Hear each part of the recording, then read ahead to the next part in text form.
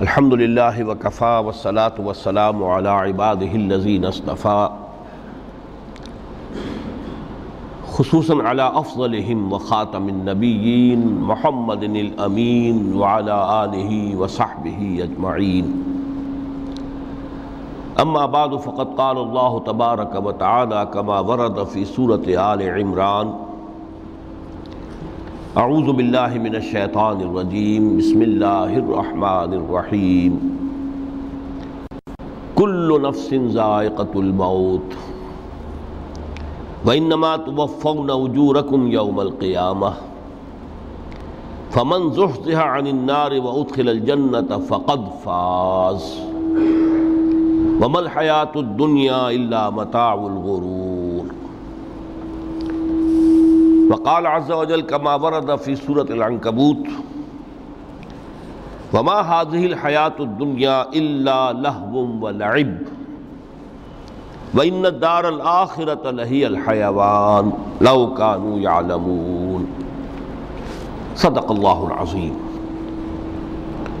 رب اشرح لي صدري ويسر لي أمري واحلل عقدة من لساني يفقهوا قولي اللہم ربنا الہمنا رشدنا واعذنا من شرور انفسنا اللہم ارنا الحق حقا وارزقنا اتباعہ وارنا الباطل باطلا وارزقنا اجتنابہ آمین یا رب العالمین۔ معزز حاضرین اور محترم خواتین، آج کی گفتگو کا جو عنوان ہے اس کا پس منظر آپ کے سامنے آ چکا ہے۔ متاع الغرور مرکب اضافی ہے، دھوکے کا سامان، اور یہ ترکیب قرآن مجید میں دو جگہ وارد ہوئی ہے۔ ایک تو سورہ آل عمران کی آیت 185 ہے جو میں نے ابھی تلاوت کی ہے، اور ایک پھر سورہ حدید کی آیت نمبر 20 ہے جس کا تذکرہ میں بعد میں کروں گا۔ دو مقامات پر متاع الغرور، دھوکے کا سامان، اس حیات دنیاوی کو قرار دیا گیا ہے۔ وَمَا الْحَيَاةُ الدُّنْيَا إِلَّا مَتَاعُ الْغُرُورِ، یہ دنیا کی زندگی سوائے دھوکے کے سامان کے اور کچھ نہیں۔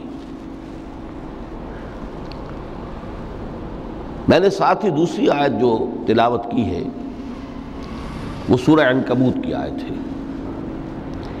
اس لیے کہ یہ دھوکے کا سامان کس حوالے سے ہے، کس اعتبار سے یہ دنیا کی زندگی دھوکے کا سامان بنتا ہے، وہ اس آیہ مبارکہ کے بغیر بات واضح نہیں ہوگی۔ وَمَا هَذِهِ الْحَيَاةُ الدُّنْيَا إِلَّا لَهْوٌ وَلَعِبٌ، یہ دنیا کی زندگی تو سوائے کھیل اور تماشے کے اور کچھ نہیں۔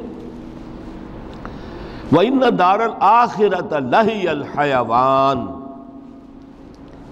اور اصل زندگی تو آخرت کی زندگی ہے۔ لو کانوا یعلمون، کاش کہ انہیں معلوم ہوتا۔ چار مقامات پر قرآن مجید میں اس دنیا کی زندگی کو لہو و لعب یا لعب و لہو سے تعبیر کیا گیا۔ دو جگہ متاع الغرور، چار جگہ لہو و لعب۔ لیکن کس اعتبار سے؟ غور طلب بات ہے۔ یہ دنیا کی زندگی اللہ نے ہمیں دی ہے، یہ کائنات اس نے بنائی ہے، اس میں اس نے ہمیں بھیجا ہے۔ ظاہر بات ہے کہ یہ تخلیق جو ہے یہ کسی کھلنرے کا کھیل نہیں ہے۔ ربنا ما خلقت ھذا باطلا، یہ کوئی وہم نہیں ہے، یہ حقیقت ہے، یہ واقعہ ہے، اللہ کی خلاقی کا مظہر ہے۔ پھر اس میں ہمیں، اس دنیا میں اس نے ہمیں خلافت کا مقام عطا کیا ہے۔ یہ تمام چیزیں اپنی جگہ پر ہیں، جن سے یہ حیات دنیا بھی ایک بہت بڑی حقیقت بن کر سامنے آتی ہے۔ یہ نہ وہم ہے نہ گمان ہے جیسا کہ بعض فلسفیوں کا خیال ہے، حقیقت ہے، واقعہ ہے، ٹھوس ہے، محسوس ہوتی ہے، اس کا دکھ اور کرب بھی محسوس ہوتا ہے، اس کی مسرت اور خوشی بھی محسوس ہوتی ہے۔ اور پھر یہ کہ ایک ایسی شے جس کے لیے اللہ تعالیٰ نے ایک خلیفہ پیدا فرمایا، انی جاعل فی الارض خلیفہ، خلافت کا یہ تاج جو ہے حضرت آدم اور ان کی نسل کے سر پر رکھا۔ تو اس معنی میں یقیناً یہ حقائق ہیں، ان کو دھوکے کا سامان کس اعتبار سے کہا؟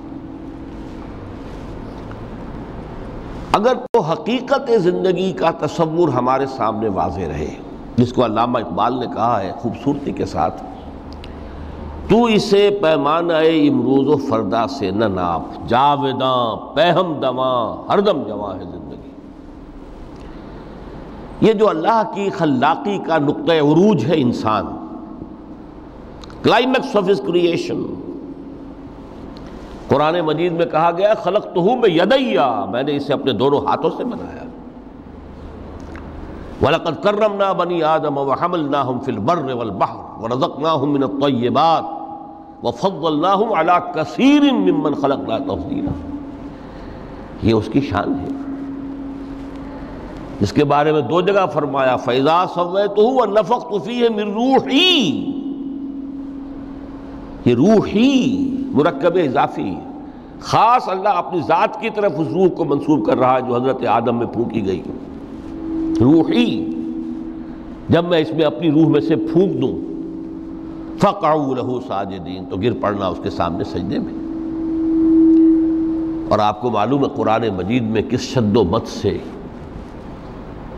اور کس تکرار کے ساتھ یہ بات واضح کی گئی کہ تمام ملائکہ سجدے میں گر گئے، نو ایکسیپشن۔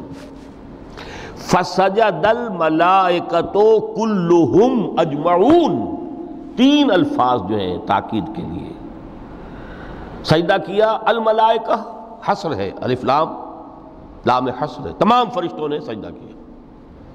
پھر کہیں تمہیں مغالطہ نہ رہ جائے کہ شاید جبرائیل نہ ہو اور بڑے نہ اسرافیل، نہیں، کلہم، سب کے سب۔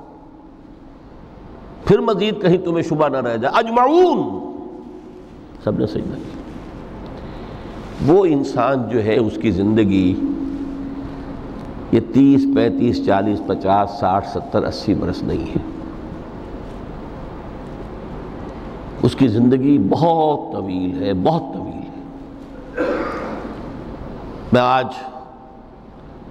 اس حیات انسانی کے دو پہلو تو وہ ہیں جو اکثر لوگوں کے علم میں ہیں، حیات دنیاوی یعنی دنیا میں پیدائش سے لے کر موت تک، یہ ایک وقفہ ہے۔ پھر یہ کہ اس کے بعد حیات اخروی ہے جس کا آغاز ہو جائے گا عالم برزخ سے، پھر بعث بعد الموت ہے، پھر حیات اخروی، یہ سب جانتے ہیں۔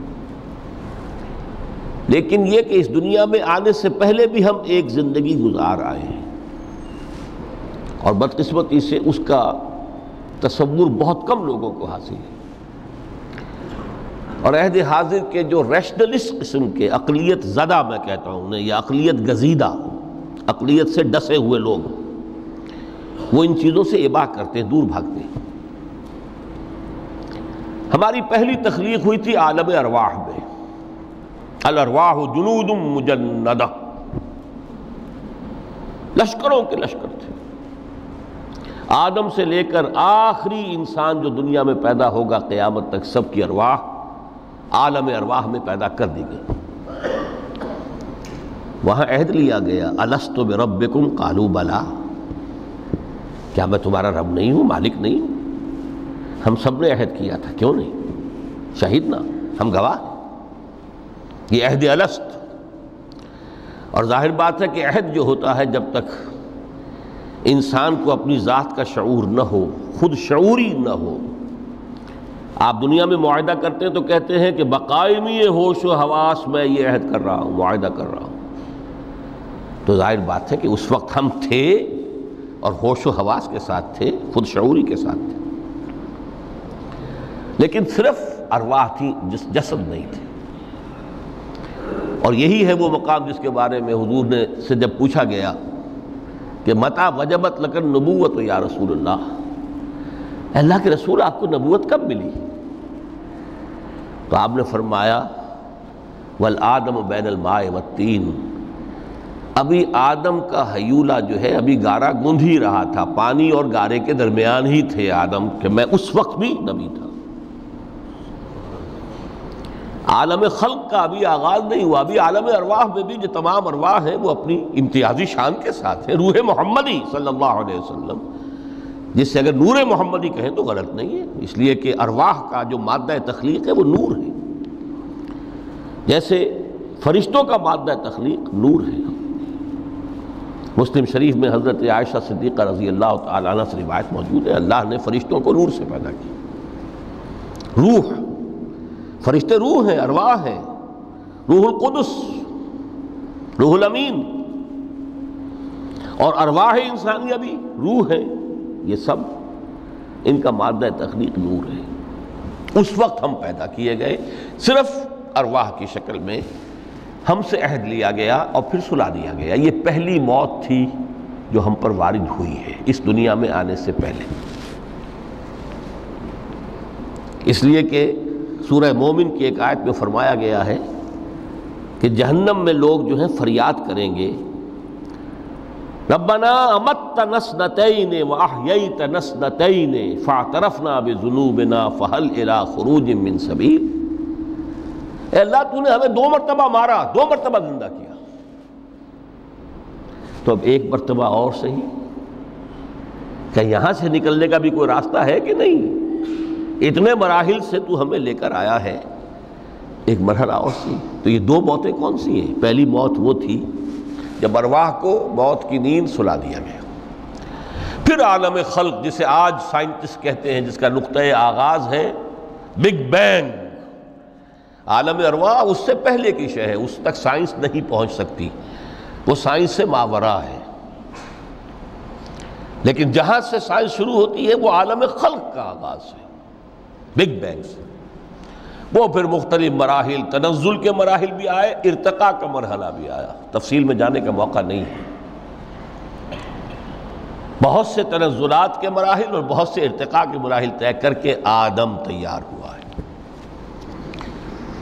حضرت بیدل نے رحمت اللہ علیہ بہت خوبصورت شعر کہا ہے، ہر 2 عالم خاک شد تا بست نقش آدمی، اے بہار نیستی از قدر خود ہوشیار باش۔ یہ پوری جو بھی کائنات کا جو سلسلہ شروع ہوا، بگ بینگ، اور بہت بڑے بڑے جو ناری کرے تھے جن کی کہ حرارت کا جب تذکرہ کرتے ہیں سائنسدان تو trillions and trillions of foreign height, یہ ان کی اس وقت اس کی جو حرارت کا عالم تھا۔ لیکن پھر وہ ٹھنڈے ہوئے، کچھ اس میں سے کوئی، پھر خاک کی تہ جو ہے زمین کے اس کرے پر آئی، ہر 2 عالم خاک شد۔ یہاں سے اب آدم کا حیولہ تیار ہوا، تا بست نقش آدمی۔ اس کے بعد ارتقائی مراحل ہیں، اور پھر آدم کی وہ روح جو کولڈ سٹوریج میں تھی، جب وہ لا کر پھونکی گئی ہے، جسد آدم جو ہے وہ مسجود نہیں تھا، مسجود تو تب بنا ہے جب کہ اس میں روح آدم وہ لا کر پھونک دی گئی۔ فَإِذَا سَوَّيْتُهُ وَنَفَخْتُ فِيهِ مِن رُوحِي فَقَعُوا لَهُ سَاجِدِينَ۔ یہاں سے حیات دنیاوی کا آغاز ہو گیا۔ پھر وہ سلسلہ تناسل ہے، آدم اور حوا کی نسل میں سے ہر بچہ 4 ماہ کے بعد جب اس کا ایک حیولہ رحم مادر میں تیار ہو جاتا ہے، حدیث ہے متفق علیہ عبداللہ ابن مسعود سے رضی اللہ تعالی عنہ، اور جس کے اندر آغاز میں وہ کہتے ہیں کہ حضور نے ہمیں یہ بتایا، وَهُوَ الصادق المصدوق، دیکھنا تم کہیں شک میں نہ پڑ جانا، محمد کون ہے؟ الصادق المصدوق، جو سچے ہیں، جن کی سچائی کی اللہ گواہی دیتا ہے، کہ رحم مادر میں 40 دن تم نطفے کی شکل میں ہوتے ہو، پھر 40 دن علقہ کی شکل میں ہوتے ہو، پھر 40 دن تو مضغہ کی شکل میں ہوتے ہو، پھر اللہ تعالیٰ فرشتے کو بھیجتا ہے جو اس میں روح پھونکتا ہے۔ وہی عمل جو آدم کے جسد حیولہ کے ساتھ ہوا تھا، ہر ابن آدم اور بنت آدم کے لیے وہی عمل ہے کہ جو رحم مادر میں 4 مہینے کے بعد دہرایا جاتا ہے۔ یہاں سے حیات دنیاوی شروع ہوئی، پھر موت، یہ دوسری موت ہے۔ اب پہلی موت تو وہ تھی، لیکن دوسری موت یہاں سیپریشن ہو جائے گی۔ جو زمین سے آیا تھا تخلیقی مادہ وہ جسم میں گیا، جسم زمین میں گیا، گل سڑ کر ختم ہوا۔ جو وہاں سے روح آئی تھی وہ اس زمینی وجود کا جو لب لباب ہے، جان نفس، اس کو لے کر اپنے ساتھ، اور وہ جائے گی عالم بالا کو۔ پھر یہ ایک وقفہ ہے، پھر بعث بعد الموت ہے۔ تو احیاء بھی دو ہو گئے، ایک مرتبہ پہلی موت کے بعد زندہ کیا اس عالم میں، آنکھ کھلی اس عالم میں ہماری، یہ پہلا احیاء تھا۔ کیف تکفرون باللہ وکنتم امواتا فاحیاکم ثم یمیتکم ثم یحییکم ثم الیہ ترجعون۔ دوسرا احیاء وہ ہوگا قیامت کے دن، بعث بعد الموت، اور پھر اس کے بعد وہ زندگی ابدی زندگی ہے، ہمیشہ کی۔ یہ تصور سامنے رکھیے۔ تو یہ جو تھوڑا سا وقفہ، یہ تو زندگی بہت طویل ہے۔ تو اسے پیمانہ امروز و فردا سے نہ ناپ، جاویداں پیہم دماں، ہر دم جواں ہے زندگی۔ اس میں یہ وقفہ جو ہے، خلق الموت والحیات لیبلوکم ایکم احسن عملا، یہ اس جسد کے ساتھ اس روح کا اتصال، اور یہ 30 40 50 60 70 80 100 برس کی عمر، یہ ایک وقفہ ہے، یہ امتحانی وقفہ ہے۔ تمہیں جانچا جا رہا ہے، پرکھا جا رہا ہے۔ ایکم احسن عملا، اس کو بھی اقبال نے اسی نظم میں خوب بیان کیا ہے کہ قلزم ہستی سے تو ابھرا ہے مانند حباب، اس نیا خانے میں تیرا امتحان ہے زندگی۔ اب اگر تو دو چیزیں انسان پر واضح رہیں، اور نہ صرف واضح رہیں، مستحضر رہیں۔ واضح تو ہو جاتی ہے ایک چیز، پھر آدمی بھول جاتا ہے، تو کوئی فائدہ نہیں دیتا اس کے۔ مستحضر ایک یہ کہ اصل زندگی آخرت کی زندگی ہے، طویل ہے۔ بل توسرون الحیات الدنیا والآخرۃ خیر وابقیٰ کلا بل تحبون العاجلہ وتذرون الآخرہ۔ تم اس عاجلہ کو پسند کرتے ہو، اس دنیا کی زندگی کو تم ترجیح دیتے ہو، جبکہ آخرت ہے جو باقی رہنے والی ہے، ابدی۔ اگر تو یہ معلوم ہو، جیسا کہ سورہ عنکبوت کی آیت کے حوالے سے میں نے آپ کو آیت سنائی کہ وما هذه الحیات الدنیا الا لہو ولعب وان الدار الاخرۃ لہی الحیوان لو کانوا یعلمون۔ اصل زندگی جو ہے وہ آخرت کی زندگی ہے، کاش کہ انہیں معلوم ہوتا۔ ایک حقیقت تو یہ معلوم ہو اور مستحضر رہے کہ اصل زندگی آخرت کی زندگی ہے، اور دوسری حقیقت یہ کہ یہ دنیا کی زندگی ایک امتحانی وقفہ ہے۔ قلزم ہستی سے تو ابھرا ہے مانند حباب، اس نیا خانے میں تیرا امتحان ہے زندگی۔ یہ مستحضر رہے تو اس کا نتیجہ کیا نکلے گا؟ انسان دنیا پرست نہیں بنے گا۔ متاع ہے دنیا، برتنے کی چیز ہے۔ وما هذه الحیات الدنیا الا متاع، برتنے کی چیز ہے، برتو اسے۔ اب میں یہاں آپ کو کچھ حدیثیں بھی سنا دینا چاہتا ہوں۔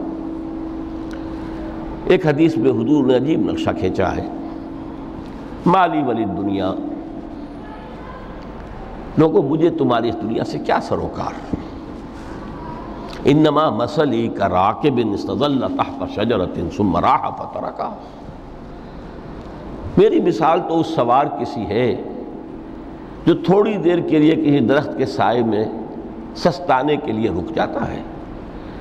وہ اس درخت کو اپنی منزل نہیں سمجھتا، اپنا گھر نہیں سمجھتا، تھوڑی دیر کا سستانا ہے، پھر وہ اس درخت کو چھو خیر بات کہتا ہے، اپنا راستہ لیتا ہے، اپنی منزل کی طرف روانہ ہو جاتا ہے۔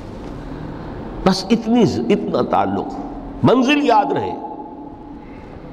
چنانچہ ایک دوسری بڑی پیاری حدیث ہے، بہت مختصر بھی ہے، انما الدنیا خلقت لکم وانتم خلقتم للآخرہ۔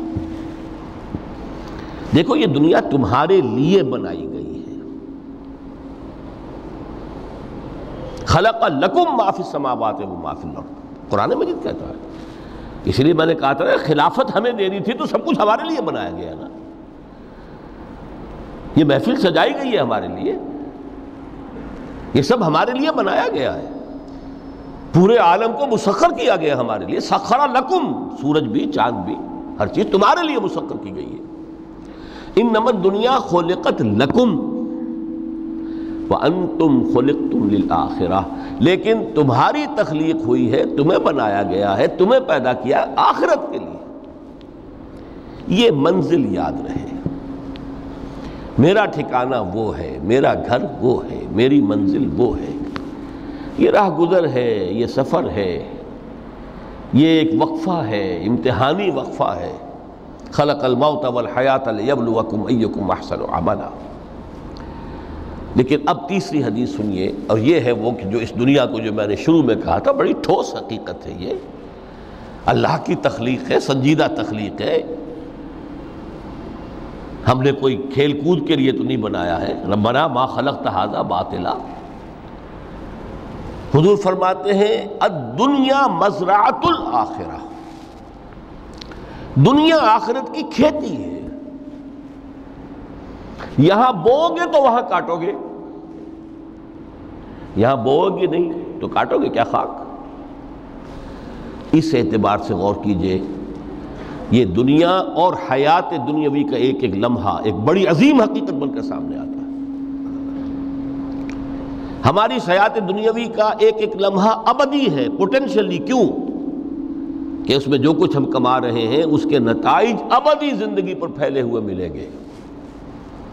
تو گویا کہ یہ جو ہے، یہ گھڑی محشر کی ہے، طور سے محشر میں ہے، بیشتر غافل عمل کوئی اگر دفتر میں ہے، یہاں کا ایک ایک لمحہ تمہارے لیے بہت قیمتی ہے، یہاں بو، محنت کرو، کاشت کرو تاکہ وہاں کاٹ سکو۔ الدنیا مزرعۃ الآخرہ۔ اب دیکھیے یہ جو انداز ہے قرآن کا، وَمَا الْحَيَاةُ الدُّنْيَا إِلَّا مَتَاعُ الْغُرُورِ، جو ہماری گفتگو کا آج عنوان ہے، اس کے دو نتیجے نکلتے ہیں عملاً۔ ایک نتیجہ جو صحیح ہے، جو قرآن نکالنا چاہتا ہے، جس کی طرف اسلام رہنمائی کرتا ہے، ایک ہے بالکل منفی نتیجہ جس کی اسلام نفی کرتا ہے۔ وہ منفی نتیجہ کیا ہے؟ دنیا دھوکے کی ٹٹی ہے، چھوڑو گھر گھرستی کو، دفع کرو، رب سے لو لگانی ہے، یہ شادی کر کے اور گھر گھرستی کا کھکیڑ مول لینا، کہاں ایک پیٹ کا پالنا، کہاں 10 پیٹ لگ جائے پیچھے، اسی میں آدمی جو ہے گم ہو کر رہ جاتا ہے۔ لہذا گھر گھرستی کو چھوڑو، تجرد کی زندگی گزارو۔ پھر یہ تمدن ہر جگہ شر ہے، برائی ہے، دھوکہ ہے، فریب ہے، جھوٹ ہے، دفع ہو جاؤ، جاؤ کہیں پہاڑوں کی چوٹیوں پر، کہیں غاروں میں، گپھاؤں میں، کہیں جنگلوں میں دھونی روا۔ یہ ہے اس کا ایک منطقی نتیجہ جو نکلا ہے دنیا میں، اور تقریباً تمام مذاہب عالم میں نکلا ہے۔ رہبانیت، جس کی جس شد و بد کے ساتھ نفی کی ہے محمد رسول اللہ صلی اللہ علیہ وسلم، لا رہبانیت فی الاسلام، اسلام میں کوئی رہبانیت نہیں، نفی ہے، مکمل نفی، لا رہبانیت فی الاسلام۔ فرمایا کہ النکاح من سنتی، یہ میری سنت ہے، میرا طریقہ ہے، گھر گھرستی کی زندگی اختیار کرنا یہ میری سنت ہے۔ 3 صحابہ پر کچھ اسی طرح کا غلبہ ہو گیا تھا۔ صحابہ میں ہر طرح کے لوگ تھے، ان میں وہ لوگ بھی تھے کہ جو بڑے ریشنلسٹ تھے، عقل کے حوالے سے بات سمجھنے والے۔ حضرت عمر کو ہم کہہ سکتے ہیں کہ سر خیل تھے ان کی، رضی اللہ تعالیٰ عنہ۔ کچھ درویش منش لوگ بھی تھے، کچھ پر یہ تقویٰ کا اور درویشی کا بہت زیادہ غلبہ ہو گیا تھا، مغلوب الحال ہم انہیں کہہ سکتے ہیں۔ حضرت عبداللہ ابن عمرو بن العاص رضی اللہ تعالیٰ عنہما، ایک عجیب سائملٹینیس کنٹراسٹ ہے باپ اور بیٹے میں۔ عمرو بن العاص بہت بڑے سیاستدان، مدبر، عرب نے چوٹی کے جو 3 سیاستدان پیدا کیے ان میں سے ایک عمرو بن العاص ہے، واریر، کانکرر، سیاستدان۔ لیکن عبداللہ ابن عمرو بن العاص بالکل درویش، روزانہ روزہ ساری رات کھڑے ہیں، نہ بیوی سے کوئی سروکار، نہ کسی سے کوئی سروکار۔ حضور کو اطلاع ملی، بلا لیا، جواب طلبی ہو گئی، یا عبداللہ اولم اخبر، انک تصوم الدہر وتقوم اللیل، اے عبداللہ مجھے یہ خبر دی گئی ہے تم ساری رات کھڑے رہتے ہو، روزانہ روزہ رکھتے ہو۔ کیا کہتے ہیں؟ جی حضور ایسا تو ہے۔ لا تفعل، مت کرو ہرگز۔ فإن لنفسك عليك حقا وإن لزوجك عليك حقا وإن لزورك عليك حقا، دیکھو تم پر تمہارے اس جسم کا اور نفس کا بھی حق ہے، اسے آرام بھی دو، اس کی ضروریات بھی پوری کرو، اس کی دیکھ بھال بھی کرو، یہ بھی تمہارے پاس امانت ہے اللہ کی۔ پھر تم پر تمہاری بیوی کا حق ہے۔ کسی صحابی نے دیکھا تھا حضرت عبداللہ ابن عمرو بن العاص کی بیوی کو کہ وہ بالکل جیسے کہ میلی کچیلی حالت میں تھی۔ پوچھا ہی کیا حال بنا رکھا؟ ان کا کہ آپ کے دوست کو تو کوئی غرض ہے ہی نہیں سرے سے۔ ظاہر بات ہے کہ مسلمان بیوی اور کس کے لیے وہ سنگھار کرے گی جب شوہر ہی کو کوئی دلچسپی نہ ہو، اس سے غرض ہی نہ ہو۔ لا تفعل، رات کو سو بھی، دیکھو مجھے میں رات کو سوتا بھی ہوں، نماز پڑھتا بھی ہوں، میں روزے رکھتا بھی ہوں، ناغے بھی کرتا ہوں۔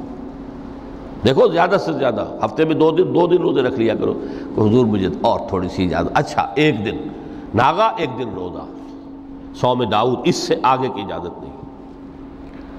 اسی طرح 3 حضرات سلاس رہطن آتا ہے حدیث میں، بخاری شریف کی روایت ہے، ان پر بھی کوئی ایسا ہی غلبہ ہوا رہبانیت کا اور ترک دنیا کا۔ انہوں نے آ کے ازواج مطہرات سے معلوم کیا آپ کتنی رات نماز پڑھتے ہیں، کتنا دو سوتے ہیں، مہینے میں کتنے آپ روزے رکھتے ہیں نفلی۔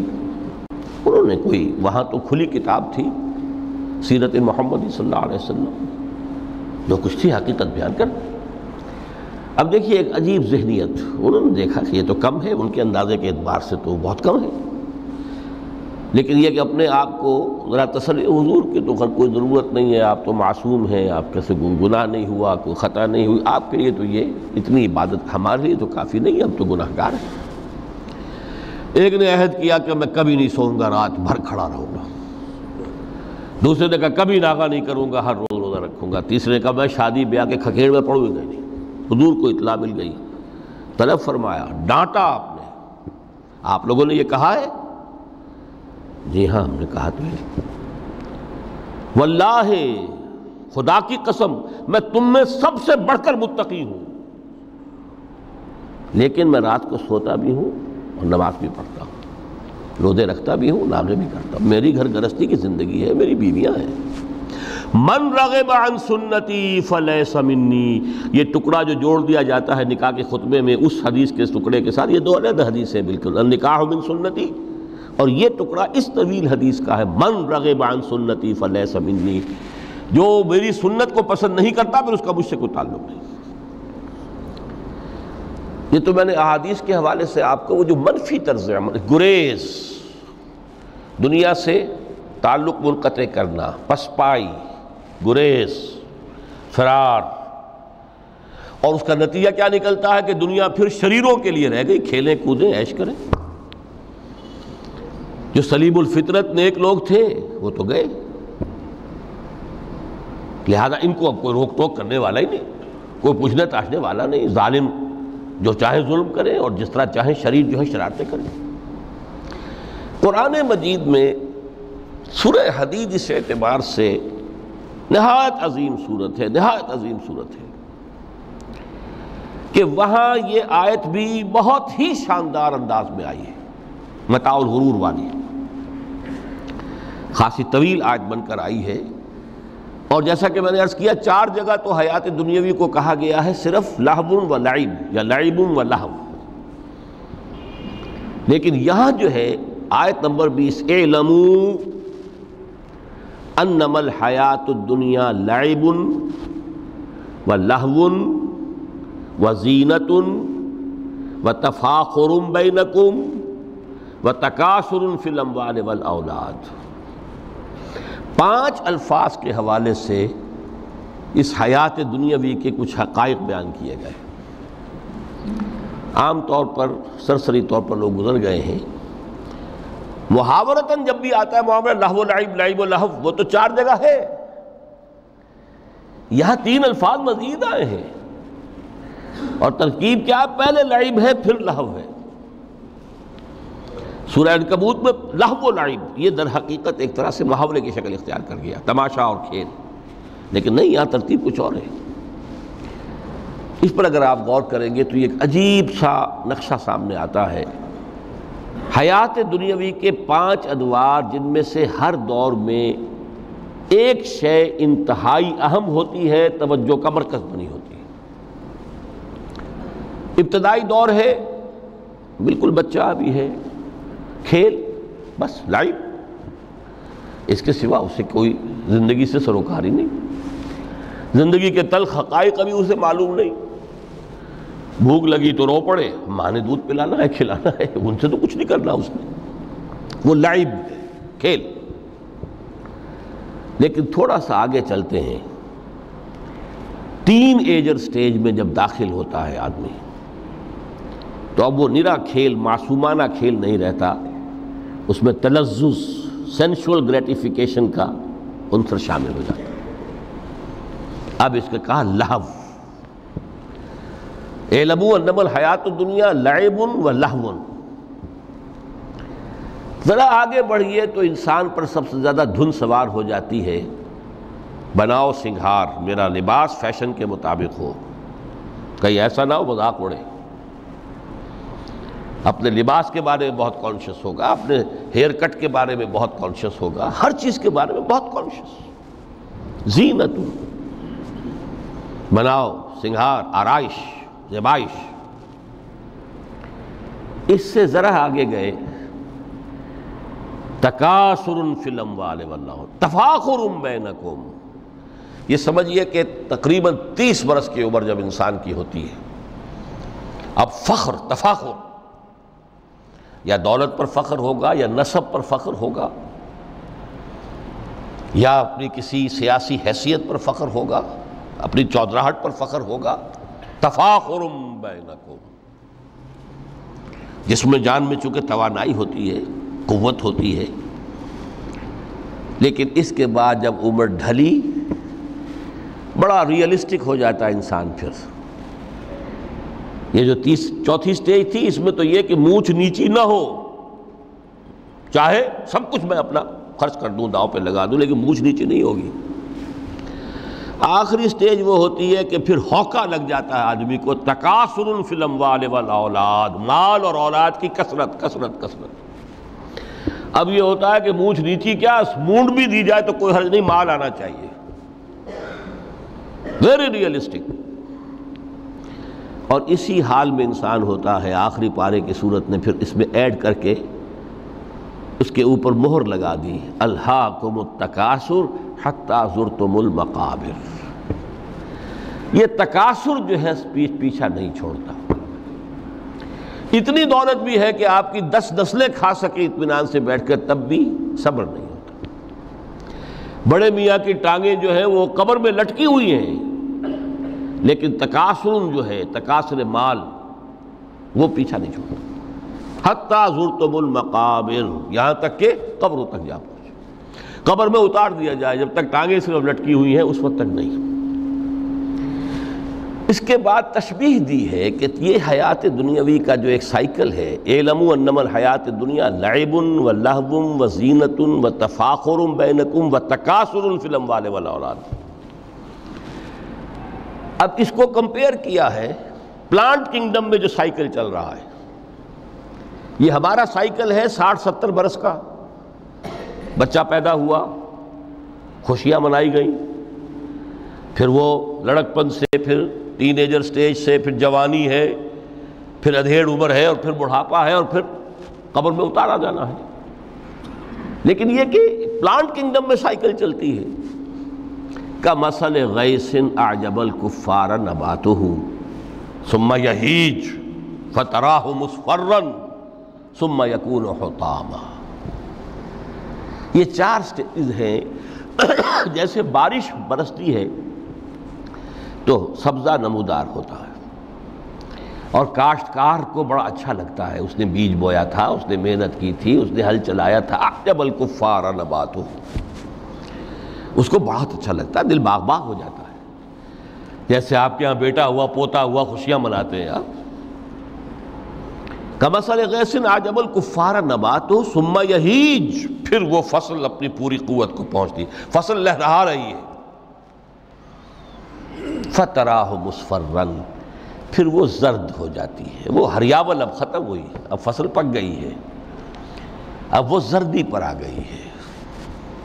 ثم یکون حطاما، پھر وقت آتا ہے اگر وہ خضرو گھاس ہے تو پھر وہ چورا چورا ہو کر پھر وہ مٹی میں مل جاتی ہے، اور اگر فصل ہے تو کھیتی کٹ گئی، اس کے بعد کیا رہ گیا وہاں؟ وہ چورا ہی رہ جاتا ہے باقی. یہ لائف کا سائیکل چل رہا ہے، 3 مہینے کا ہو 4 مہینے کا ہو، یہ ہے پلانٹ کنگڈم کا، وہ ہے سائیکل انسانی زندگی کا. اب فرمائی ٹیپ کی بات جو ہے، وَفِي الْآخِرَةِ عَذَابٌ شَدِيدٌ وَمَغْفِرَةٌ مِّنَ اللَّهِ وَرِضْوَانٌ. دیکھو دنیا کی زندگی تو ان سٹیجز سے ہو کر گزر ہی جانی ہے. جو پیدا ہوا ہے اس پر بڑھاپا بھی آئے گا، موت بھی آئے گی. کل نفس ذائقۃ الموت، جو سورہ آل عمران کی 185ویں آیت کا پہلا جملہ تھا. ہر انسان کو جو پیدا ہوا موت آنی ہے. اب یہ ہے کہ وہ کہیں آپ نے محل میں گزار لی زندگی، کسی کٹیا میں گزار لی زندگی، کسی کی فٹ پاتھ پر گزر گئی زندگی. زندگی گزر جاتی ہے، گزرتی ہے، اور ان 5 سٹیجز میں سے ہو کر گزرتی ہے. آپ گندی گلیوں میں بچوں کو کھیلتے ہوئے دیکھتے ہیں، وہ بھی کھیل رہے ہوتے ہیں. نالیوں کے پانی کے اندر کھیل رہے ہوتے ہیں، ان کا بھی کھیل ہے. گندے جوہڑ میں کھیل رہے ہوتے ہیں. وہ تو ہے زندگی کی وہ سٹیج جو ہے کھیل کی ہے. کسی کے پاس بڑے قیمتی کھلونے ہیں، ان سے کھیل رہا ہے، کوئی اس طرح گلی ڈنڈا کھیل رہا ہے یا کچھ اور کھیل رہا ہے. لیکن وہ 5 سٹیجز تو آئیں گی. اعلموا انما الحیات الدنیا لعب ولہو وزینۃ وتفاخر بینکم وتکاثر فی الاموال والاولاد کمثل غیث اعجب الکفار نباتہ ثم یہیج فتراہ مصفرا ثم یکون حطاما وفی الآخرۃ عذاب شدید ومغفرۃ من اللہ ورضوان. آخرت میں جا کر یہ بائیفرکیشن ہو جانی ہے، یا تو شدید عذاب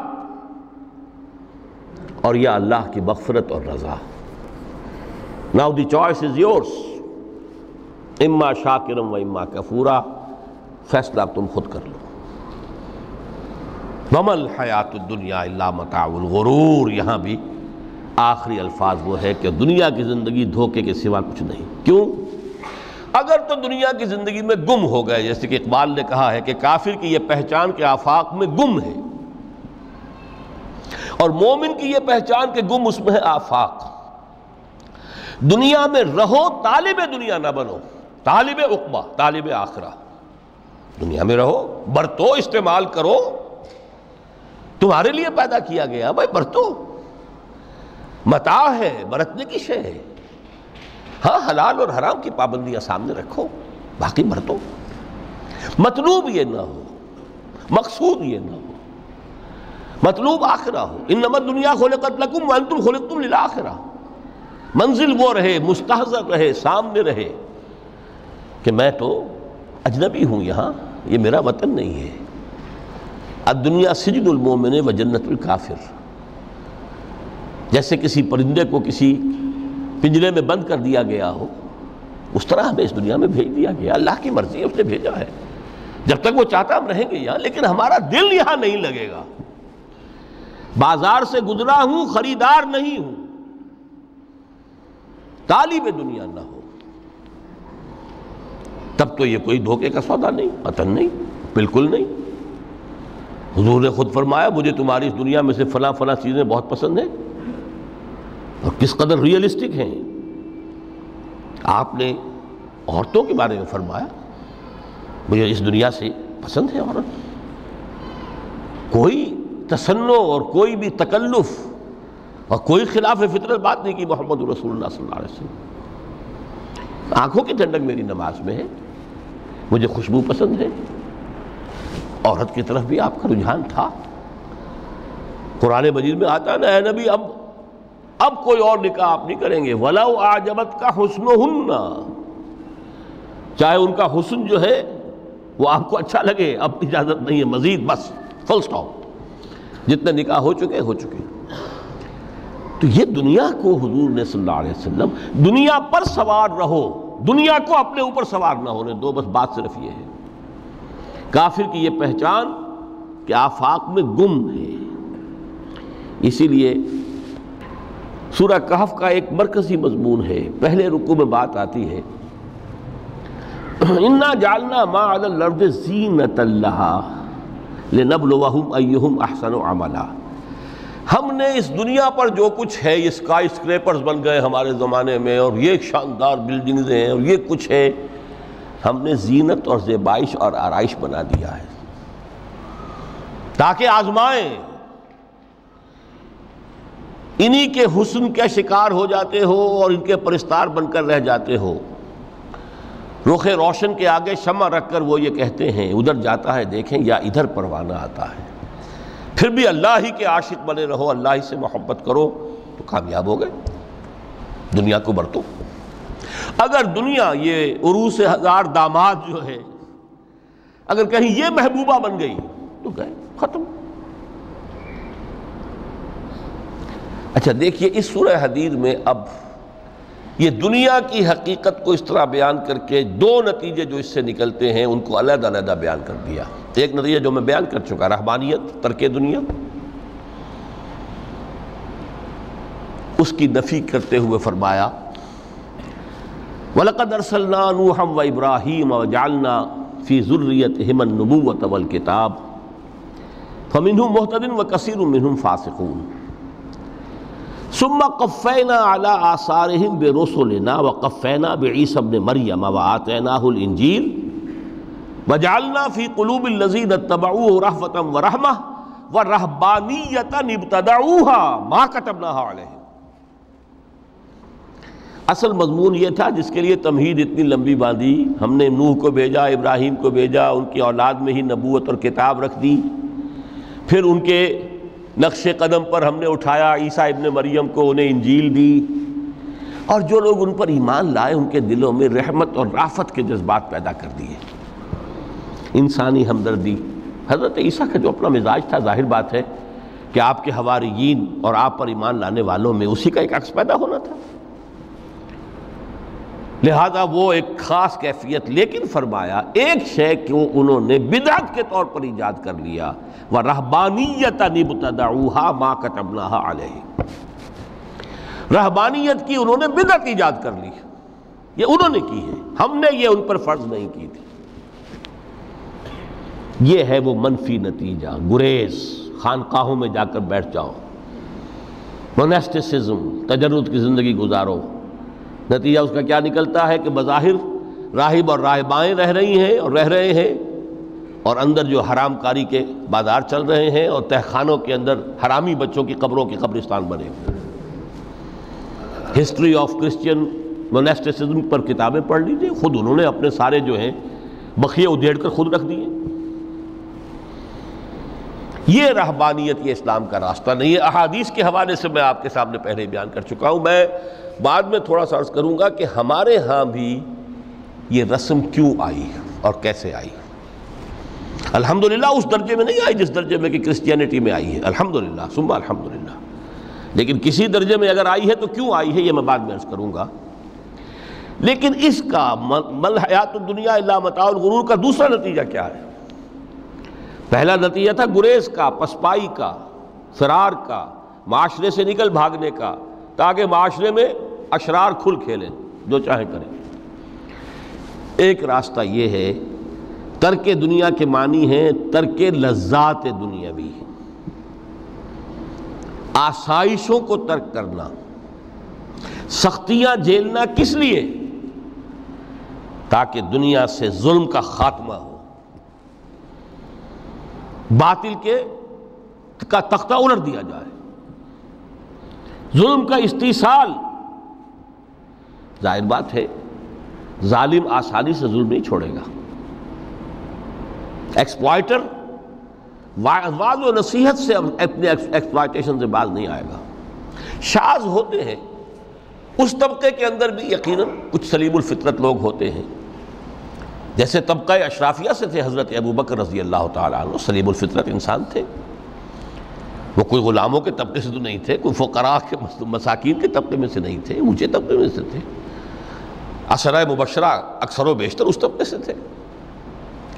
لیکن بائی اینڈ لارج وہ جو طبقہ ہوتا ہے یا تو وہ اپنے جبر اور استبداد کا تخت جو ہے جما کر بیٹھا ہوا لوگوں کی گردنوں کے اوپر، پولیٹیکل ریپریشن ہے یا اکنامک ایکسپلائٹیشن ہے، استحصال، محنت لوگ کریں کھائیں گے ہم، عیش ہم کریں گے، محنت کسان کریں جا کے کھیت میں، ہم لے آئیں گے اپنا حصہ اور عیش کریں گے، یا کوئی سوشل ڈسکریمنیشن ہے، یہ اونچا ہے یہ نیچا ہے، یہ تو پیدا ہی ہوا ہے شودر، یہ اس سے نکل ہی نہیں سکتا، اور یہ پیدا ہوا برہمن، یہ تو اونچا ہے۔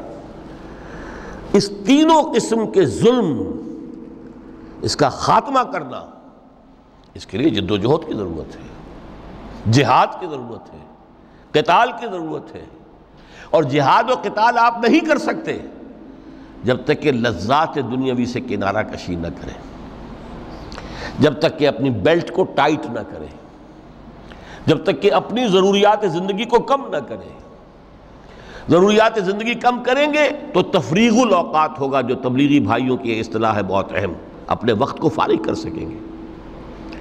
اس وقت کو فارغ کریں گے تو پھر وہ جد و جہد، وہ محنت، وہ جہاد، اس کے لیے آپ کے پاس وقت ہوگا، اس کو آپ لگا سکیں گے۔ پھر اس میں جب سخت سے سخت منزلیں آئیں گی تو اس میں میدان میں مقابلہ بھی ہوگا، جان کی بازی بھی کھیلنی پڑے گی، اس میں قید و بند کا وقت بھی آ سکتا ہے۔ 3 برس تک اگر محمد عربی صلی اللہ علیہ وسلم پورے خاندان بنی ہاشم کے ساتھ بدترین اسیری سمجھ لیجئے شیب بنی ہاشم میں جو رہیں، یہاں تو اسیروں کو آپ راشن تو دیتے ہیں، کھانا تو دیتے ہیں، وہاں تو اصل جو ہے وہ تو دونوں طرف سے گھاٹی کا منہ بند کر دیا گیا تھا، سیل تھی کہ کوئی شے جو ہے وہ جانے نہ پائے اندر۔ 3 برس، جس میں کہ وہ وقت بھی آیا ہے کہ سوکھے ہوئے چمڑے ابال ابال کر اس کا پانی جو ہے بلکتے ہوئے بچے، پھول جیسے بچے بنی ہاشم، ان کے حلق میں ٹپکایا گیا ہے، اور کچھ نہیں۔ کچھ تھے لوگ، حکیم بن حزام جیسے رضی اللہ تعالیٰ عنہ، وہ بعد میں ایمان بھی لے آئے۔ حضرت خدیجہ رضی اللہ تعالیٰ عنہ کے چونکہ وہ قریبی رشتہ دار تھے، وہ پہاڑ کو کراس کر کے چوٹی پر سے اتر کر کچھ کبھی کبھی کھانے پینے کی چیز پہنچا دیتے تھے۔ یہ سارے مراحل آئیں گے۔ یہ جو ہے یہ مثبت ہے، ترک دنیا وہ نہیں۔ ترک دنیا سے مراد دنیا کی لذتوں سے، دنیا کی آسائشوں سے، ان سے آدمی اپنے آپ کو پیچھے ہٹائے، ان کو چھوڑے، ان کو ترک کرے، تاکہ اپنا وقت، اپنا مال، اپنی صلاحیتیں صرف کر سکے کس کام کے لیے۔ اب اس کے لیے دیکھیے آیت نمبر 25 ہے یہ سورہ حدید کی۔ لَقَدْ أَرْسَلْنَا رُسُلَنَا بِالْبَيِّنَاتِ، ہم نے اپنے رسولوں کو بھیجا واضح چیزوں کے ساتھ۔ بینہ وہ شے جو از خود ظاہر ہو۔ آفتاب آمد، دلیل آفتاب، جب سورج طلوع ہو گیا وہ خود اپنے وجود پر دلیل ہے، اس کے لیے کسی اور اضافی دلیل کی ضرورت نہیں ہے کہ سورج موجود ہے، وہ تو ہے، سب کو نظر آ رہا ہے۔ تو بینات سے مراد معجزے بھی ہیں، اور وہ تعلیم جو ہے بنیادی دین کی کہ جو فطرت انسانی کی جانی پہچانی ہوئی شے ہے، دونوں پر اس کا اطلاق ہو جائے گا۔ لقد ارسلنا رسلنا بالبینات وانزلنا معهم الکتاب والمیزان، اور ہم نے ان کے ساتھ کتاب اتاری، میزان اتاری۔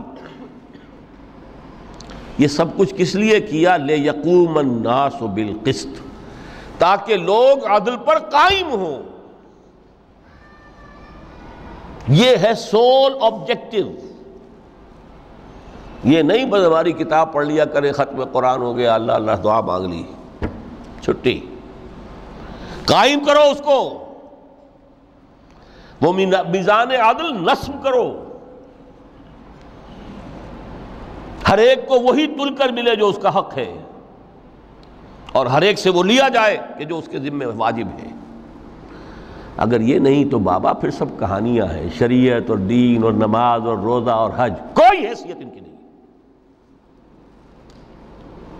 اچھی طرح سن لیجئے میری بات۔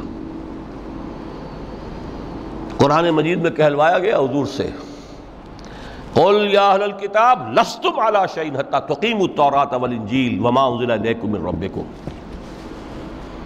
اے نبی ان سے کہہ دیجئے، اے کتاب والو تمہاری کوئی حیثیت ہی نہیں، ہماری نگاہوں میں تمہارا کوئی مقام ہی نہیں جب تک کہ تم قائم نہیں کرتے تورات کو اور انجیل کو اور جو کچھ کے نازل کیا گیا تمہاری طرف تمہارے رب کی طرف سے۔ قائم کرو، پھر آؤ ہم سے بات کرو، ہم سے دعا کرو، ورنہ دفع ہو جاؤ۔ Nothing doing. They don't care for you.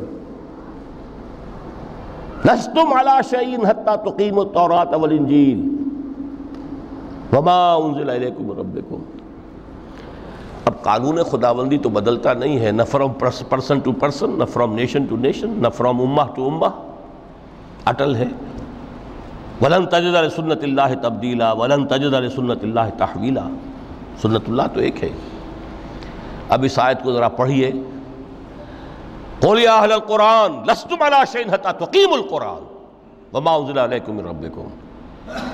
کہہ دو اے محمد کہ اے قرآن والو، تمہاری کوئی حیثیت نہیں ہے ہمارے سامنے جب تک کہ تم قرآن کو قائم نہیں کرو۔ پڑھ لو اور اس کے قرات کے مقابلے منعقد کرا لو اور سونے کے تاروں سے اسے لکھ لو اور اس کو جو چاہو کر لو، کوئی حیثیت نہیں۔ قائم کرو اس قرآن کو، اس کے نظام کو، اس کے قانون کو، جو حضرت ابوبکر نے فرمایا تھا، پہلا خطبہ جو دیا ہے آپ نے بیعت خلافت کے بعد، تم میں ہر قوی میرے نزدیک ضعیف ہوگا جب تک کہ اس سے حق وصول نہ کر لوں، اور ہر ضعیف قوی ہوگا جب تک کہ اسے اس کا حق دلا نہ دوں۔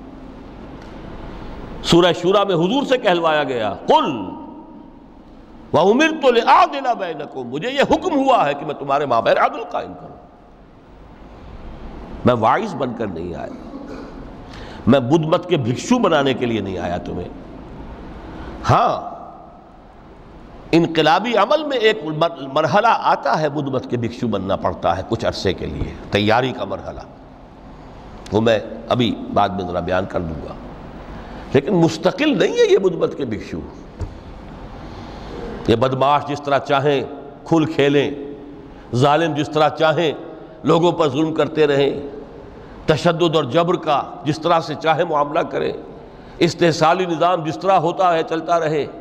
شاہ ولی اللہ دہلوی رحمۃ اللہ علیہ کے الفاظ میں، انسانوں کی عظیم اکثریت ڈھور ڈنگر بن جائے، صبح سے لے کے شام تک کمر توڑ دینے والی مشقت کے بعد بمشکل 2 وقت کی روٹی ملتی ہو، اس کا کبھی خیال اسے اللہ کا آئے گا؟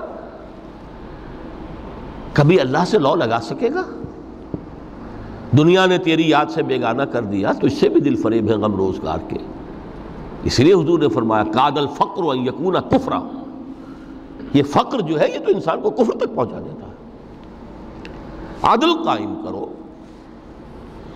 تو دیکھیے یہ آیت انتہائی گمبھیر آیت ہے قرآن مجید کی سورہ حدید کی، جس طرح وہ آیت متاع الغرور والی جس شان کے ساتھ سورہ حدید میں آئی ہے، اعلموا انما الحیات الدنیا لعب ولہو وزینۃ وتفاخر بینکم وتکاثر فی الاموال والاولاد کمثل غیث اعجب الکفار نباتہ ثم یہیج فتراہ مصفرا ثم یکون حطاما وفی الآخرۃ عذاب شدید ومغفرۃ من اللہ ورضوان وما الحیات الدنیا الا متاع الغرور۔ لیکن اس کا نتیجہ کیا نکلنا چاہیے؟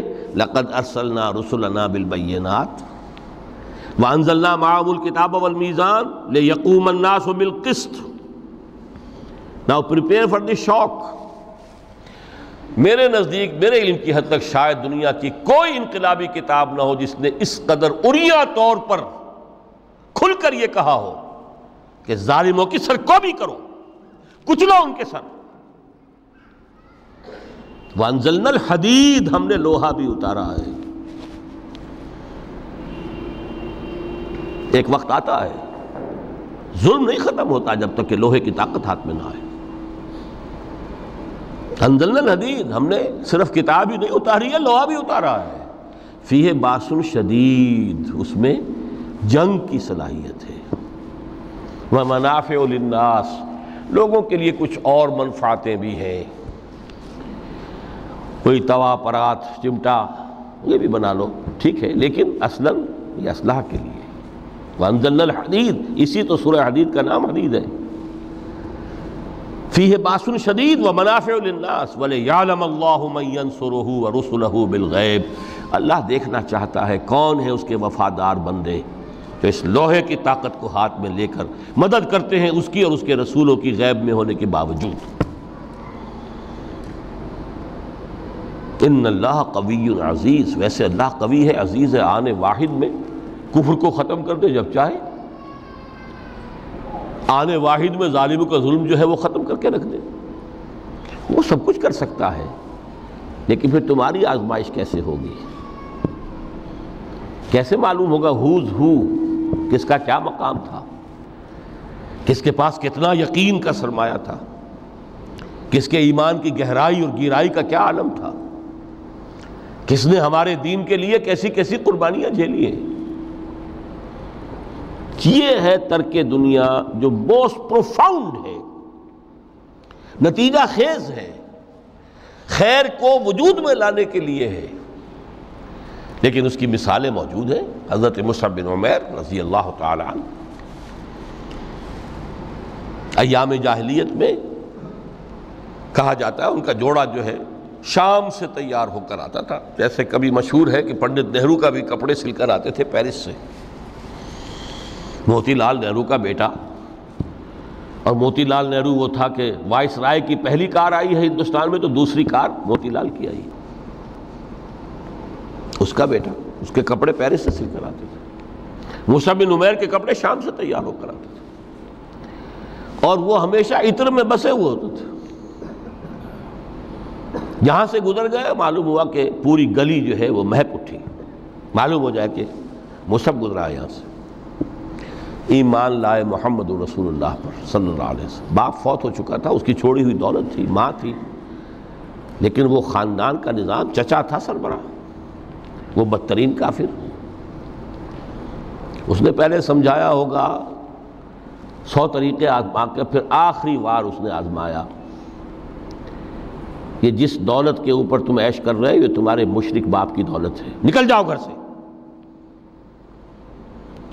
انہوں نے سمجھا تھا جیسے سورہ صافات میں آتا ہے فَأَرَادُوا بِهِ كَيْدًا فَجَعَلْنَاهُمُ الْأَسْفَلِينَ، انہوں نے حضرت ابراہیم کے بارے میں سمجھا تھا جب دیکھیں گے کہ آگ تیار ہو رہی ہے اور یہ اس میں مجھے ڈال دیں گے تو سب یہ نشہ حرن ہو جائے گا، یہ توحید وحید سب ہوا ہو جائے گی۔ لیکن ہوا کیا؟ بے خطر کود پڑا آتش نمرود میں عشق، عقل ہے محو تماشائے لبے بام ابھی۔ اس نے تو یہ دھمکی دی تھی کہ دن میں تارے نظر آ جائیں گے مصعب کو، ناز و نام میں پلا ہوا انسان، اسے کہہ دیا جا نکل جاؤ گھر سے۔ اٹھ کر چلنے لگے، اس کا تیش جو ہے اور اچھا یہ کپڑے بھی اسی مشرک باپ کے ہیں، اتارو ان سب کو۔ مادر ذات برہنہ ہو کر گھر سے نکلے، مادر ذات۔ پھر وہی ہے کہ جن کے نام قرائے فال بنام من دیوانہ زدند، جب بیعت عقبہ اولیٰ ہوئی ہے، لوگوں نے کہا کہ ہمیں کوئی مقری دیجئے قرآن پڑھانے والا جو ہمیں قرآن پڑھائے۔ حضور نے فرمایا جاؤ مصعب۔ وہ مصعب وہاں جا کر مدینے میں المقری بن گئے، جا المقری، وہ آ رہا پڑھانے والا۔ اور 1 سال کی محنت، دعوت اور تبلیغ اور قرآن کے پڑھانے کے نتیجے میں اگلے سال 75 افراد لا کر حضور کی جھولی میں ڈال دی۔ یہ مصعب ہے۔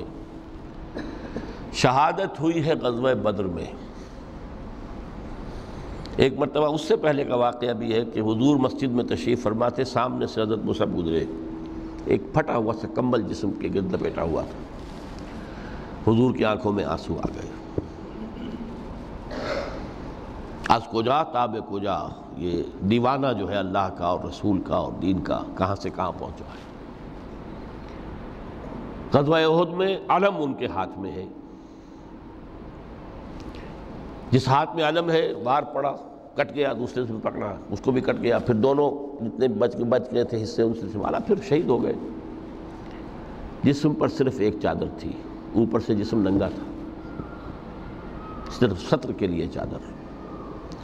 دفن کرنے لگے تو مسئلہ ہی پیش آ گیا کہ چونکہ شہید کے تو کفن جو ہے اس کا اپنا جو بھی لباس پہنا ہو شہادت کے وقت، حضور سے کہا گیا کہ حضور مصعب کی چادر تو اتنی چھوٹی ہے کہ سر ڈھانپتے ہیں تو پیر کھل جاتے ہیں، پیر ڈھانپتے ہیں تو سر کھل جاتے ہیں۔ فرمایا سر کو چادر سے ڈھانپ دو اور پیروں پر اذخر گھاس لا کر ڈال دو، یہ آخری لباس نصیب ہوا ہے۔ یہ ترک دنیا ہے۔ ترک دنیا بئی معنی مثبت عمل کے لیے، جہاد کے لیے، قتال کے لیے، اللہ کی راہ میں جد و جہد کے لیے اپنے معاشی معاملے کو پیچھے رکھنا، کم کرنا، کم سے کم تر کرتے چلے جانا، اور زیادہ سے زیادہ وقت، زیادہ سے زیادہ مال، زیادہ سے زیادہ صلاحیت نکالتے چلے آنا دین کی جد و جہد کے لیے۔ یہ ہے در حقیقت کہ جو ترک دنیا ہے پروفاؤنڈ، نتیجہ خیز ظلم کے استیصال کے لیے، حق کا بول بالا کرنے کے لیے، عدل کے نظام کو برپا کرنے کے لیے یہ جد و جہد کی جائے، یہ ہے مثبت نتیجہ کہ جس کی طرف قرآن ہمیں لانا چاہتا ہے۔ ورنہ آج اقبال نے جو کہا کہ اسی قرآن میں ہے اب ترک جہاں کی تعلیم، جس نے مومن کو بنایا مہو پرویں کا امیر۔ ہمارے ہاں بھی وہ خانقاہی نظام آیا، اگرچہ اس درجے نہیں آیا، یہ واقعہ ہے۔ کرسچن منسٹسزم نے جس طرح کی شکلیں اختیار کی تھیں وہ ہمارے یہاں نہیں آیا، اللہ کا فضل ہے، اللہ کا شکر ہے، لیکن آیا ضرور ہے۔ وہ چیزیں مراقبے ہیں، ذکر ہیں، اشغال ہیں، پھر یہ کہ اس کے لیے یہ لطائف ہیں، جہاں حضور نے نہیں سکھایا کہ 5 لطائف ہیں، 6 لطائف ہیں، ہر ایک کی کوئی روشنی علیحدہ ہے، کوئی نیلی ہے، کوئی پیلی ہے، ٹھیک ہے، ہوگی، میں یہ نہیں کہتا کہ نہیں ہے۔ آکلٹ سائنسز کی اپنی ایک حقیقت ہے، لیکن ہمیں اس سے روک دیا گیا۔ یہ چیزیں ہمارے ہاں کیوں آئی ہیں؟ یہ ہے اصل میں کچھ لوگ جو اس پورے تصوف کے سلسلے کو کہہ دیتے ہیں کہ یہ ہے ہی خلاف اسلام اور یہ غلط ہے اور یہ بالکل ایک نیا دین ہے۔ نہیں، یہ بات نہیں، پوری ہمدردی کے ساتھ سمجھنا چاہیے کہ یہ کیوں آیا۔ دیکھیے، اصل جو سلوک محمدی تھا صلی اللہ علیہ وسلم، جو تصوف محمدی تھا، وہ تو یہ تھا جہاد، دعوت، جہاد، دین کا غلبہ، تن من دھن لگا دو، اسی میں ترک دنیا بھی آ گیا۔ اس لیے فرمایا لا رہبانیت فی الاسلام الا جہاد فی سبیل اللہ۔ اسلام کی رہبانیت یہی جہاد فی سبیل اللہ ہے۔ آخر لذتیں چھوڑنی پڑتی ہیں نا، گھروں کی آسائشیں چھوڑیں گے تبھی تو جائیں گے، میدان میں آئیں گے۔ اس حوالے سے جب خلافت راشدہ کا نظام ختم ہوا اور اب ایک ملوکیت کے دور کا آغاز ہو گیا، 3-4 اٹیمپٹس ہوئی ہیں اس کو ٹھیک کرنے کی۔ حضرت حسین ابن علی رضی اللہ تعالیٰ عنہ میدان میں آئے، شہید ہو گئے، دنیاوی اعتبار سے ناکام ہو گئے۔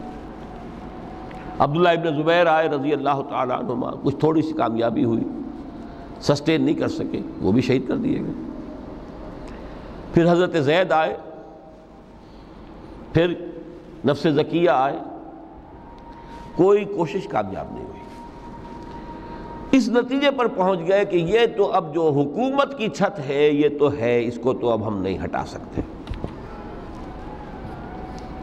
جب حکومت کو چھت کو نہیں ہٹا سکتے تو اب جہاد اور قتال کا راستہ تو بند ہو گیا ہے۔ تو مسلمان نا کلمہ گو ہے، چاہے خود فاسق و فاجر بھی ہوں، لیکن نافذ تو شریعت کے احکام کر رہے ہیں۔ اس حوالے سے ہاتھ بند گئے۔ اس وقت پھر یہ ہے کہ جو تزکیہ نفس کے لیے یہ طریقے اختیار کیے گئے، شارٹ آف جہاد فی سبیل اللہ، شارٹ آف قتال فی سبیل اللہ۔ یوں سمجھیے کہ اگر کوئی درخت جو ہے یہاں پر آپ اس کو اگائیں تو چھت تک تو وہ جائے گا، لیکن چھت کے اوپر چھت کو پھاڑ تو نہیں سکتا نا، وہ پھر مڑ جائے گا۔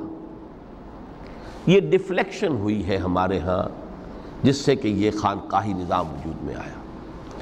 کچھ خیر تو لوگوں کو سکھاتے رہو، کچھ تزکیہ نفس کی تعلیم تو دیتے رہو، اور ان میں پھر یہ ہے کہ مشرق اور مغرب سے آنے والے نظریات اور طریقے جو ہیں وہ بھی شامل ہو گئے۔ ہندوستانی جو تصوف کے مختلف یہاں پر معاملات تھے، اور ادھر سے یونانی اور نیو پلیٹونک وہ نظریات آ گئے۔ لیکن آج کا دور جو ہے وہ سمجھ لیجئے 2 اعتبارات سے بہت مختلف ہو چکا ہے۔ اب پھر ضرورت ہے سلوک محمدی کی صلی اللہ علیہ وسلم۔ کیوں؟ اگرچہ حکومت مسلمانوں کی ہے لیکن اسلامی قانون نافذ نہیں ہے۔ اس وقت یہ تھا کہ حکومت مسلمانوں کی تھی، اگرچہ وہ اس معنی میں آئیڈیل اسلامی حکومت نہیں تھی کہ امرہم شورا بینہم، مسلمانوں نے منتخب کیا ہوتا، نہیں، وہ ایک موروثی نظام چل پڑا، ایک قبیلے کی عصبیت جو ہے وہ اس کے پشت پناہ بن گئی، ایک نظام چل رہا ہے، لیکن قانون اسلام کا نافذ تھا، قاضی تھے، مفتی تھے، فیصلے وہی ہو رہے تھے۔ آج یہ کہ اگرچہ حکومت مسلمانوں کی ہے، قانون جو ہے قرآن کا نافذ نہیں ہے۔ اور نمبر دو، آج انسان کا جو سوشل کانشسنس ہے، اجتماعی شعور، وہ ترقی کر کے اس سطح تک پہنچ چکا ہے کہ ہر شہری کو حق حاصل ہے کہ نظام کو بدلنے کی کوشش کرے۔ پہلے یہ ہوتا تھا کہ آپ نظام کی اصلاح کرنے کے لیے کھڑے ہوئے تو سمجھتے تھے کہ یہ حکومت کو ختم کرنا چاہتے ہیں، یہ باغی ہے۔ حضرت حسین کو باغی کہا گیا رضی اللہ تعالیٰ عنہ۔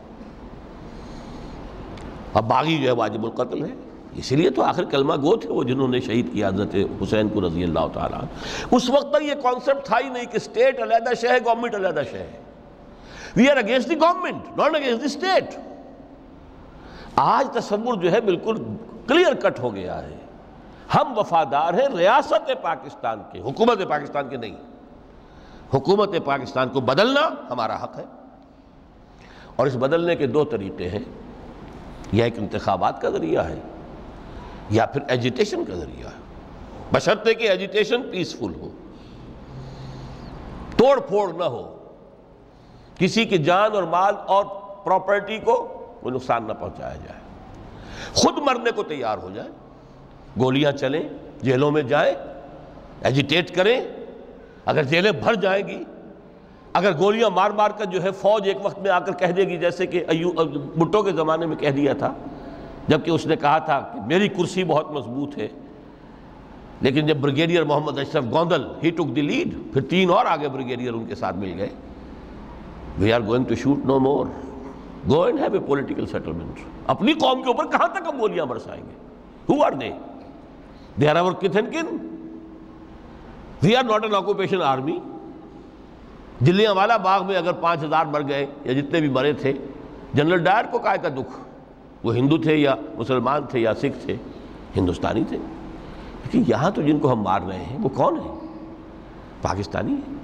ہو سکتا ہے جو گولی چلا رہا ہے اسی کا کوئی بھانجا بھتیجا جو ہے اس موب کے اندر موجود ہے سامنے۔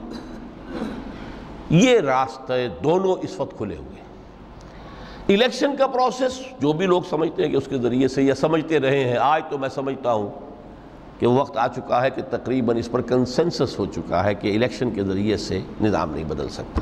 چہرے بدل جائیں گے، ہاتھ بدل جائیں گے، اس لیے کہ جو بھی پولیٹیکو سوشو اکنامک سسٹم ہے، بہتر سے بہتر الیکشن بھی ہوگا تو وہی ریفلیکٹ کرے گا۔ جاگیردار ہے تو 80% جاگیردار ہی بیٹھے ہوں گے آپ کی نیشنل اسمبلی میں، تو وہ زمینداری اور جاگیرداری جو ہے اس کو ختم ہونے دیں گے۔ ایجیٹیشن کا راستہ ہے، لیکن یہ کہ وہ ایجیٹیشن کرنے کے لیے پہلے میدان میں وہ لوگ آئیں جو اپنی ذات پر اپنے گھر میں دین نافذ کر چکے ہوں، اپنی معاش کو پاک کر چکے ہوں، اپنی معاشرت کو درست کر چکے ہوں۔ یہ دو کام اگر نہیں کیے تو بہتر ہے گھر میں بیٹھے رہیں، باہر نہ نکلیں، دین کا نام نہ لیں، وہ دین کو بدنام کریں گے۔ یہ مرحلہ طے کر لیں اور پھر ایک بنیان مرصوص بن کر، نہیں عن المنکر بالید۔ جب تک طاقت کافی نہیں ہے اس وقت تک دعوت ہے، تبلیغ ہے، خوش آمد ہے۔ وَلْتَكُن مِّنكُمْ أُمَّةٌ يَدْعُونَ إِلَى الْخَيْرِ وَيَأْمُرُونَ بِالْمَعْرُوفِ وَيَنْهَوْنَ عَنِ الْمُنكَرِ وَأُولَٰئِكَ هُمُ الْمُفْلِحُونَ۔ یہ سب زبان سے ہوگا، ہاتھ سے نہیں۔ جب طاقت کافی ہوگی تو اب ہاتھ سے ہو۔ اب ہم یہ کام نہیں چلنے دیں گے، اب یہ بینک نہیں چلیں گے، گھراؤ کریں گے، نہیں چلنے دیں گے۔ یہ اخبارات میں جو فحاشی کے سمجھیے کہ وہ رنگین صفحات نہیں نکلنے دیں گے، پکیٹنگ ہو جائے گی۔ کئی دن تک کراچی میں جنگ کا گھیراؤ کیا گیا تھا MQM کی طرف سے، اور صرف یہ بات تھی کہ ہماری خبریں صحیح شائع نہیں کر رہا ہے۔ جب نہیں نکلنے دیا گیا جنگ، اس کے بعد صورت یہ ہو گئی کہ الطاف صاحب کو چھینک بھی آتی تھی تو پہلے صفحے پہ لکھا ہوتا تھا۔ لیکن کریں نا، میدان میں آئے نا لوگ، یہ ہے اصل میں وہ تصوف کہ جو اب بالکل سلوک محمدی صلی اللہ علیہ وسلم کا جو اصل سلوک تھا وہ تصوف تھا، وہ ترک دنیا، مالی ولی دنیا، انما مثلی کراکب استظل تحت شجرۃ ثم راح فترکھا، اس کے ضمن میں فرمایا گیا ہے سورہ توبہ کی میں آیت نمبر 24 آپ کو سنا، فرمایا قل ان کان آباؤکم وابناؤکم واخوانکم وازواجکم وعشیرتکم واموال اقترفتموها وتجارۃ تخشون کسادها ومساکن ترضونها احب الیکم من اللہ ورسولہ وجہاد فی سبیلہ فتربصوا حتی یاتی اللہ بامرہ واللہ لا یہدی القوم الفاسقین۔ اے نبی ان سے کہہ دیجئے لوگو، اگر تمہیں اپنے باپ اور اپنے بیٹے اور اپنے بھائی اور اپنی بیویاں یا بیویوں کے لیے شوہر اور اپنے رشتہ دار اور وہ مال جو تم نے بڑی محنت سے جمع کیے ہیں اور وہ کاروبار جن کی کساد کا تمہیں اندیشہ رہتا ہے کہیں مندہ نہ ہو جائے، اور وہ بلڈنگیں، وہ حویلیاں، وہ کوٹھیاں جو تمہیں بڑی پسند ہیں، بہت چاؤ سے بنائی ہیں، ڈیکوریٹ کی ہیں، ڈیکوریشن پیسز کہاں کہاں سے لا کر ڈرائنگ روم میں رکھے ہیں، اگر یہ 8 چیزیں محبوب تر ہیں اللہ سے اور اس کے رسول سے اور اس کی راہ میں جہاد سے، فتربصوا تو جاؤ، انتظار کرو، دفع ہو جاؤ، بیٹھو ادھر، حتی یاتی اللہ بامرہ، یہاں تک کہ اللہ اپنا فیصلہ سنا دے، واللہ لا یہدی القوم الفاسقین، اللہ ایسے فاسقوں کو ہدایت نہیں دیتا۔ یہ ہے ترک دنیا، یہ ساری محبتیں جو ہے جیسے علامہ اقبال نے کہا، یہ مال و دولت دنیا، یہ رشتہ و پیوند، بتان وہم و گما لا الہ الا اللہ۔ مال و دولت دنیا کی 3 چیزیں لے لی، وہ مال جو تم نے جمع کیے، ایسیٹس تمہارے، وہ کاروبار جن کا کہ تمہیں اندیشہ ہوتا ہے کہ کساد نہ ہو جائے، اور وہ تمہاری بلڈنگیں، حویلیاں جو تمہیں بڑی محبوب ہیں، مال و اسباب دنیا، اور رشتہ و پیوند 5 گنوا دیے، باپ، بیٹا، بھائی، زوج یا زوجہ اور رشتہ دار۔